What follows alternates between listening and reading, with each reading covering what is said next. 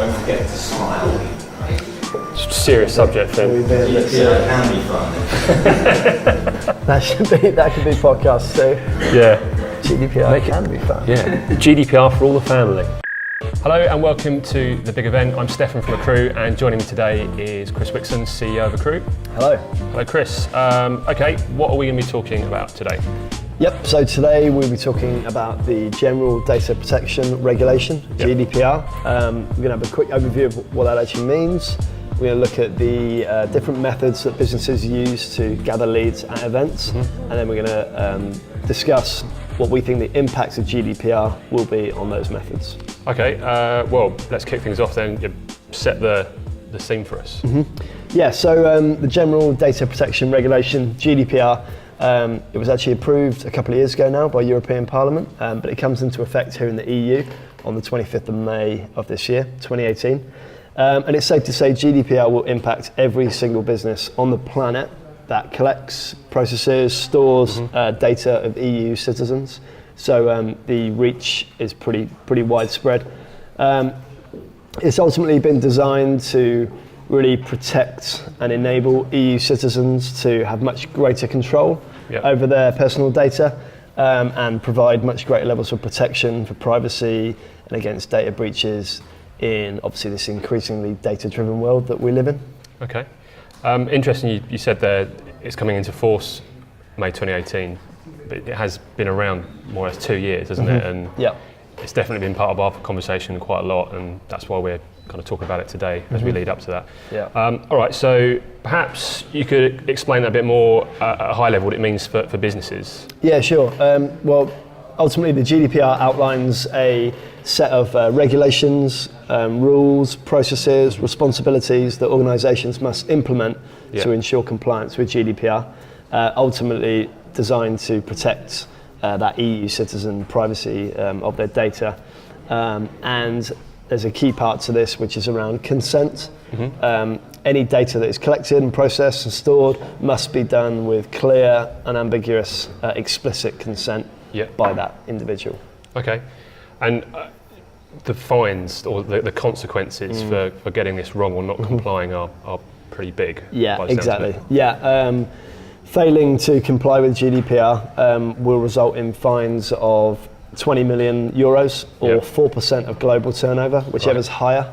On top of that, there are also fines, for example, here in the UK by the Information Commissioner's Office, the ICO. They can add fines on top of that for any data breaches and that type of thing. So the implications of getting this wrong are big.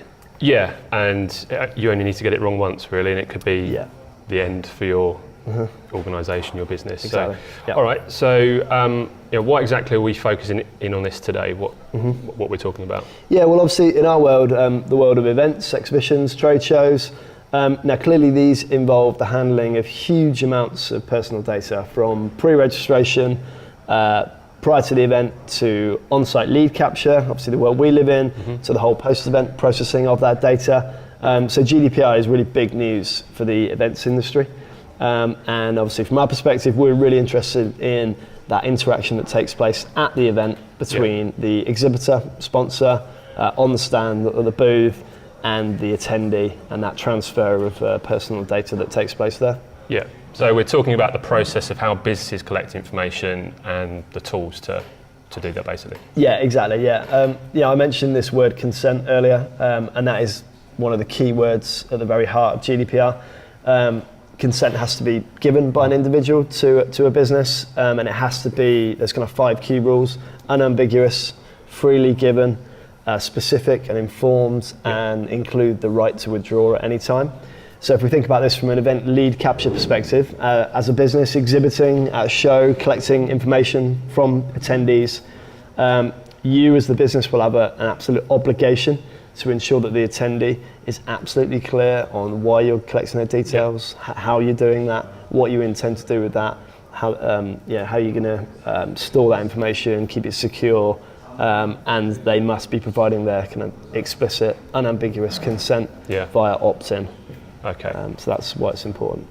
All right. Well, this kind of all surrounds around how you collect that information. So in front of us, I see some props.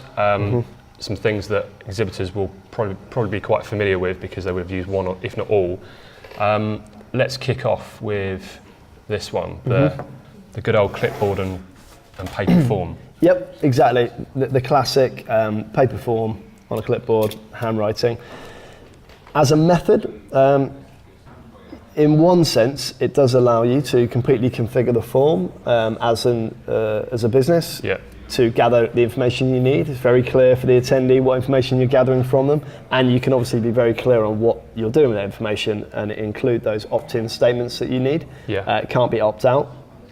And you could obviously gather a signature and things like that. So to some extent, it does allow you to gather that consent that you need to do, but clearly in 2018, paper is not something we'd be advocating. There are huge amounts of consequences of using paper, from trying to transcribe handwriting to security to taking paper forms from an event back to the office to get the information. So, as I say, in one sense it does allow you to gather that consent you need, but clearly there are lots of other flaws and lots more effective ways of doing this than relying on paper in this day and age, this digital age we're in.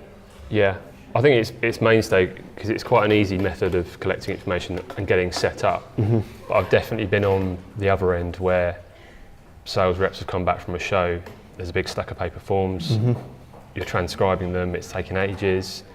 There's business cards that were stapled and are now no longer stapled, so it's not a fantastic method by any means. All right, so there's that one, and then we've got this one here, another familiar sight on trade show stands, the fishbowl with business cards. Let's talk about that. Yeah, so I think business cards are a little bit of a grey area when it comes to GDPR. I think as a standalone method of gathering information and consent and all the things you need to do to ensure compliance with GDPR, this is not good enough. Simply putting a business card in a fishbowl as the attendee or as the exhibitor doing this, you don't know if that person is simply entering a competition. Have you spoken to them for half an hour and are they a well-qualified hot lead that you want to take action with? Is the attendee really clear on what you're going to do with the information on that fishbowl? Are you going to put a wraparound paper form on there with the T's and C's? I think things like this are just impractical. So as a standalone method, simply relying on a business card and fishbowl, I don't think will give companies the protection they need when it comes to GDPR and the opt-in and consent.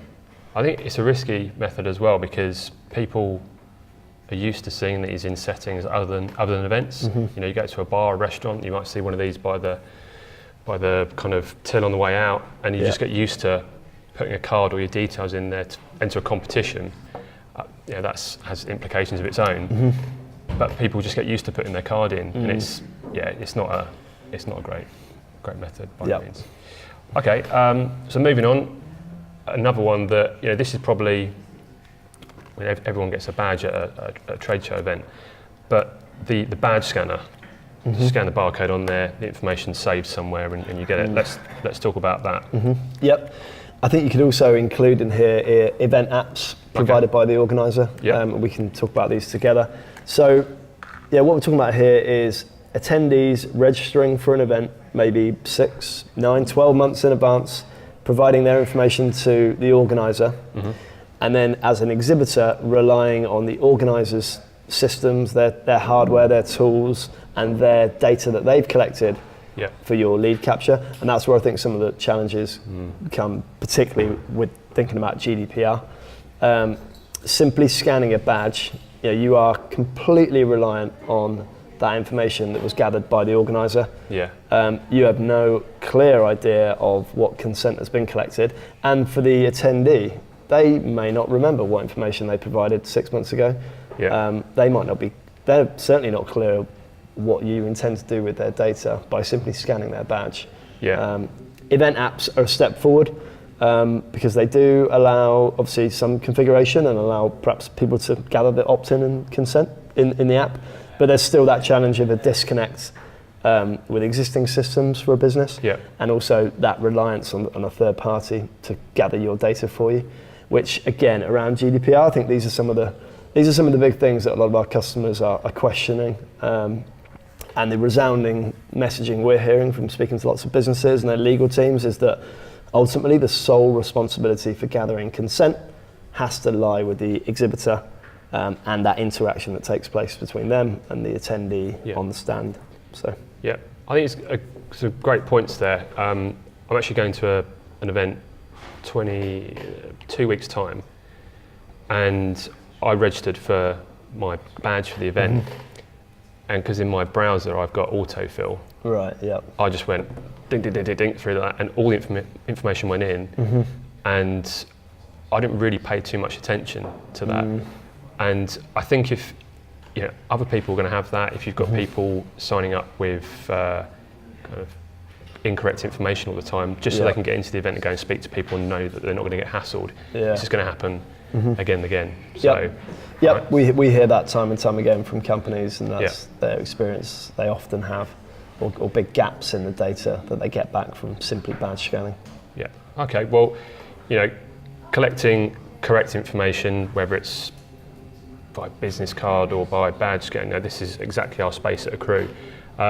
We help organisations around the world collect their leads easily, but also compliantly as well.